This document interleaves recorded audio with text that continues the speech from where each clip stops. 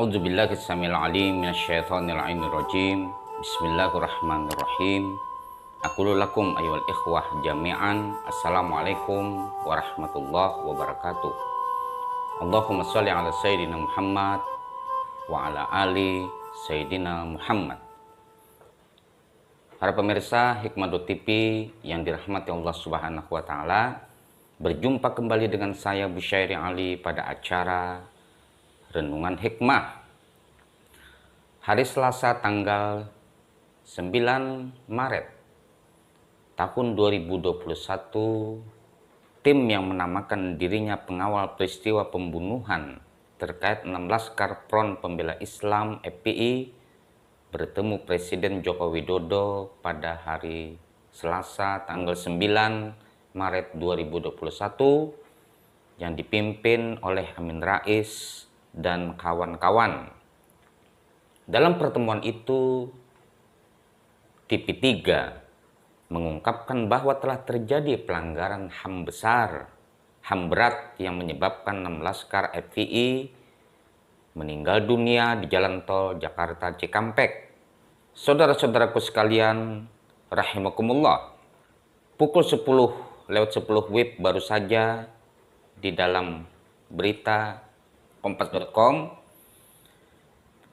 Presiden yang didampingi oleh Menko Polhukam dan Menteri Sekretaris Negara menerima 7 orang anggota TV3 yang kedatangannya dipimpin oleh Bapak Amin Rais, ujar Menko Polhukam Mahfud MD dalam keterangan virtual pada hari Selasa.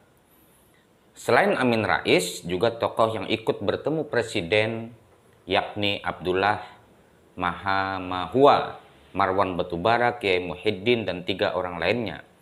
Intinya mereka menyampaikan satu hal pokok, yakni tewasnya 6 orang Laskar FPI tutur Mahfud MD. Dan pertemuan itu hanya berlangsung singkat, sekitar 15 menit. Yang menariknya adalah bahwa Amin Rais di hadapan Joko Widodo atau Presiden Joko Widodo mengatakan tentang ajab neraka jahanam, menjelaskan tentang neraka jahanam di hadapan Presiden terhadap orang yang tidak berbuat adil. Ini memang sudah menjadi sebuah kebiasaan Amin Rais. Amin Rais ini sebetulnya adalah seorang tokoh. Dia sangat luar biasa sesungguhnya.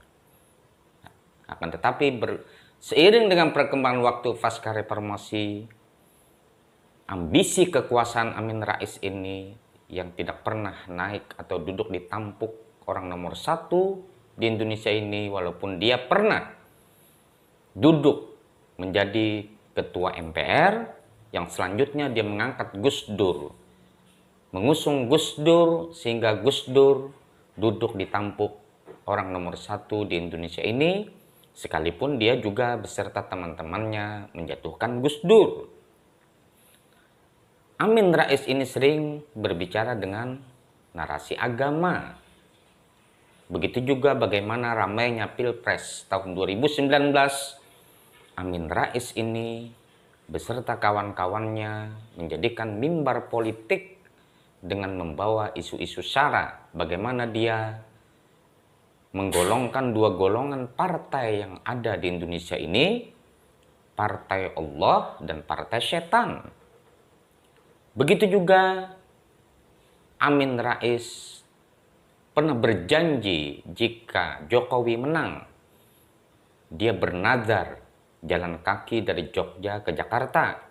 Namun ternyata ketika dia menghadap Jokowi beserta teman-temannya yang menamakan dirinya tim TV3, dia tidak melakukan itu.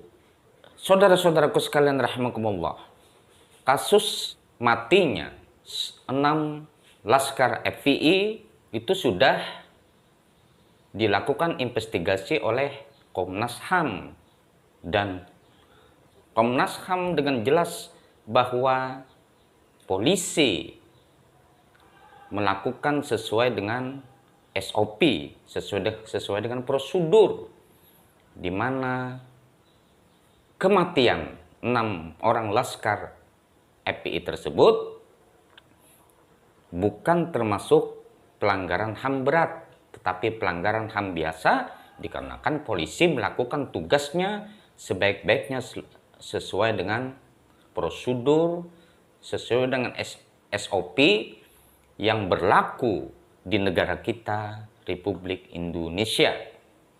Dan bukti-bukti itu sudah dikumpulkan oleh Komnas HAM, di mana Presiden ingin bahwa kasus ini diselesaikan secara adil tanpa ada intervensi siapapun, sehingga Komnas HAM boleh dibilang bekerja secara independen dan melaporkan hasil dari temuan-temuan mereka di lapangan, bukti-bukti yang mengarah pada peristiwa itu, bahwa kematian 6 orang laskar FPI itu adalah pelanggaran HAM biasa.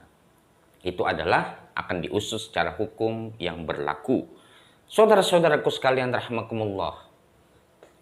Menariknya lagi adalah Amin Rais ini memang tak henti-hentinya bersuara. Sebetulnya Amin Rais ini sudah waktunya menikmati hidupnya untuk bagaimana dia mengintrospeksi dirinya, dan di PAN pun dia sudah terdepak sehingga dia harus membuat partai umat. Oleh karenanya, Amin Rais, saya sarankan Pak Amin, jadilah bapak bangsa. Pak Amin Rais yang saya hormati, jadilah sosok bapak bangsa yang bisa diteladani oleh rakyat Indonesia. Jangan menimbulkan satu tindakan atau membangun narasi-narasi yang kontroversial, di mana bangsa Indonesia menghendaki bagaimana bangsa Indonesia ini maju, bukan menghendaki narasi-narasi yang justru memperkeruh suasana. Di balik itu juga, saudara-saudaraku sekalian, setelah gonjang-ganjingnya Partai Demokrat, ternyata ada seorang bupati Lebak, Banten, yang merupakan kader Demokrat, yang bernama Hajah Iti Oktavia Jayabaya SIMM, lahir di Lebak, Banten 4 Oktober 1978, umur 39 tahun. Dia adalah Bupati Lebak, Banten periode 2018 sampai dengan 2023, di mana di tengah kisruhnya gonjang-ganjing kudeta dan terjadi dua kubu antara versi KLB dan pendukung AHY dan SBY, bupati ini melontarkan sebuah pernyataan mengancam Muldoko akan menyantet Muldoko. Saya melihat di sini gonjang-ganjing yang terjadi di Partai Demokrat ternyata sampai ada membawa-bawa santet. Kalau tidak berhasil, santet pun jadi. Padahal kita mengetahui bahwa santet adalah merupakan perbuatan musyrik, perbuatan syirik. Inilah ramainya satu suasana yang ada di Indonesia yang terus-menerus berlangsung.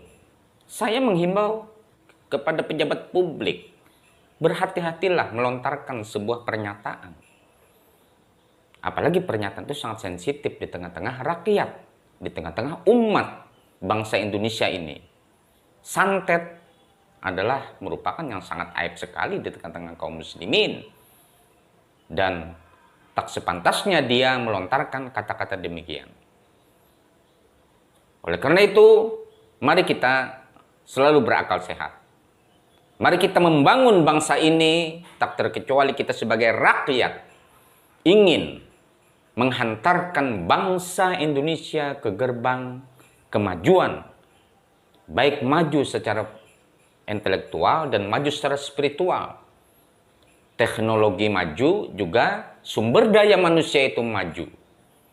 Itu hanya dapat dibangun berdasarkan akal sehat, bukan berdasarkan narasi-narasi yang akan membangun sebuah perpecahan di tengah-tengah bangsa Indonesia. Pak Amin, saya pesankan sebagai salah satu dulunya pengagum Bapak, mari Pak Amin berikan sumbangsi kepada bangsa Indonesia. Urusan neraka jahanam itu adalah urusan Tuhan. Kita tidak bisa mengklaim seseorang itu masuk neraka, dan hal-hal narasi-narasi demikian sedemikian rupa kita hindari. Sampai berjumpa pada renungan hikmah yang akan datang. Khudil hikmata walau fiyadil mujrimin. Ambillah hikmah walaupun di tangan orang-orang yang jahat. Al-afu minkum. Assalamualaikum warahmatullahi wabarakatuh.